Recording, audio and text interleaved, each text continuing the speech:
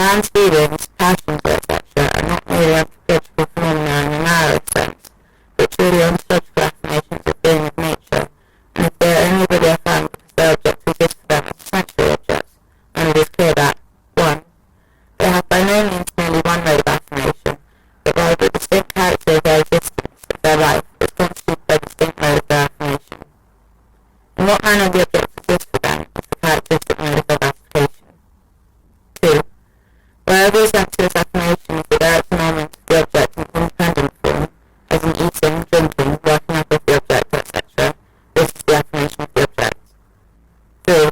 Insofar as man, and hence also his feeling, etc., is human, the affirmation of the object by another is likewise his own gratification. 4. Only the developed industry, i.e. through the medium of private property, does the ontological essence of human passion come into being, in its totality as well as in its humanity. The science of man is therefore itself a product of man's own practical activity. 5. The meaning of private property, apart from its estrangement, is the existence of essential objects for man, both as objects of enjoyment and as objects of activity. By possessing the property of buying everything, by possessing the property of appropriating all objects, money is thus the object of eminent possession. The universality of its property is the omnipotence of its being. It is therefore regarded as an omnipotent being. Money is the procure between man's need and the object, between his life and its means of life. But that which mediates my life for me also mediates the existence of other people for me. For me, it is the other person. What? Man, confound it, hands and feet, and head and backside all are yours, and what we take while life is sweet, is that to be declared not ours? 6 stallions say, I can afford, is not their strength my property? I tear along, a sporting lord, as if their legs belonged to me. Goeth Faust, Mephistopheles. Shakespeare in Timon of Athens. Gold, yellow, glittering, precious gold, no, gods, I am no idle guitarist. Thus much of this will make black white foul fair, wrong right, base noble, old young, cad valiant. Why, this will like your priests and servants from your sides.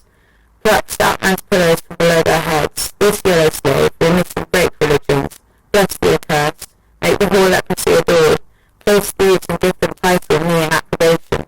With senators on the bench, this is it, that makes the rapid widow wed again. She whom the spital house and altar of souls will cast the gorge at, this embalms and spices to the April day again.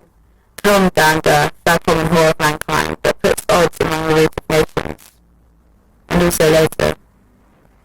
O thou sweet king-killer and dear divorce, to its natural son and sire, thou bright defiler of Pan's purest bed, thou valiant Mars, thou ever young, fresh, loved, and delicate weir, whose blush doth thaw the consecrated snow that lies in Dian's lap, thou visible God that soldiers close to conspiracies, and makes them kiss, that speaks with every tongue, to every purpose, O thou touch of hearts, think, first those man rebels, and by thy virtue set them into confounding odds, that beasts may have the world in empire. Shakespeare excellently depicts the real nature of money. To understand him, let us begin first of all by expanding the passage from Goethe.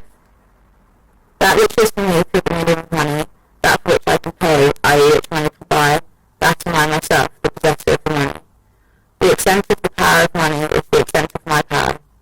Money's properties are mine, the possessor's, properties and essential powers. Thus, what I am and am capable of is by no means determined by my individuality. I am ugly, but I can buy for myself the most beautiful of women. Therefore I am not ugly, for the effect of ugliness, its inherent power, is nullified by money. I, according to my individual characteristics, am lame, but money furnishes me with plentiful food. Therefore I am not lame. I am bad, dishonest, unscrupulous, stupid, but money is honoured and hence its possessor. Money is the supreme good, therefore its possessor is good. Money, besides, saves me the trouble of being dishonest. I am therefore presumed honest. I am brainless, but money is the real brain of all things, and how then should its possessor be brainless? Besides, he can buy clever people for himself, and it's he who has power over the clever, not more clever than the clever. Do thus I, who thanks to money, am capable of all that the human heart longs for, possess all human capacities? Is not my money, therefore, transferred from my incapacities into their contrary? If money is the bond binding me to human life, binding society to me, connecting me with nature and man, is not money the bond of all bonds? Can I not dissolve and bind all ties? Is it not, therefore, also the universal agent of separation? Is it the coin that really separates, as well as the binding agent, the chemical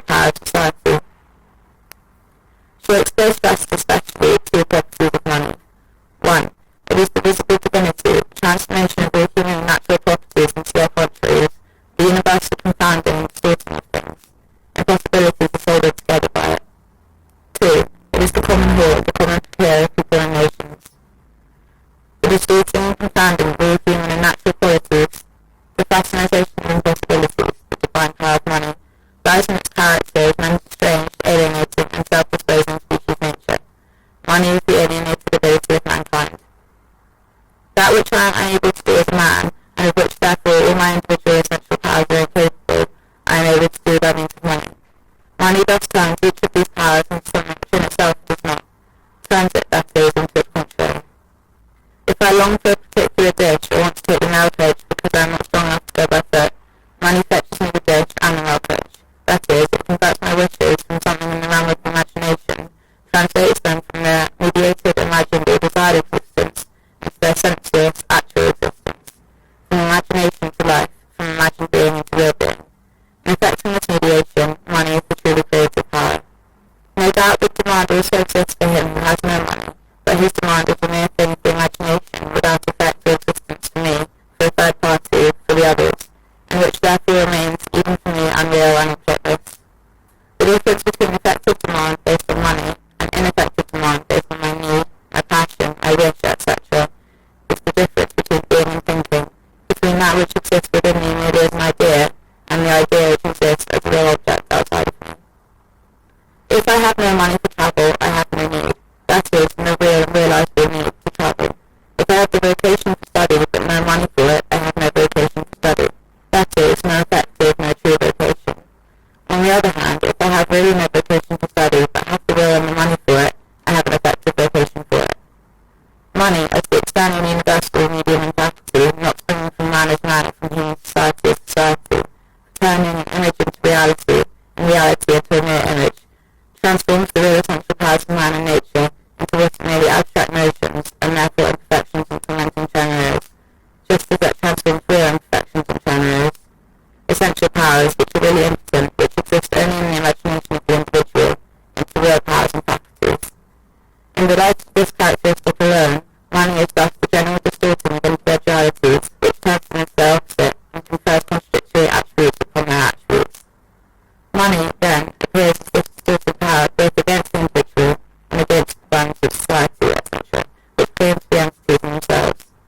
It transforms fidelity into infidelity, love into hate, hate into love, virtue into vice, vice into virtue, servant into master, master into servant, idiocy into intelligence, and intelligence into idiocy. Since money, as the existing natural concept of value, confounds and confuses all things, it is the general confounding and confusing of all things, the world upside down, the confounding and confusing of all natural and human qualities. He even by bravery is brave, though he be a coward.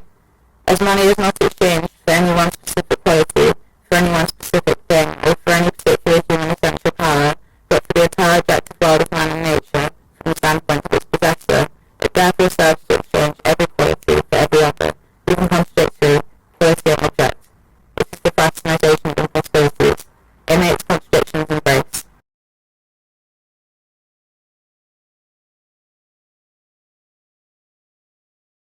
Artistically cultivated person.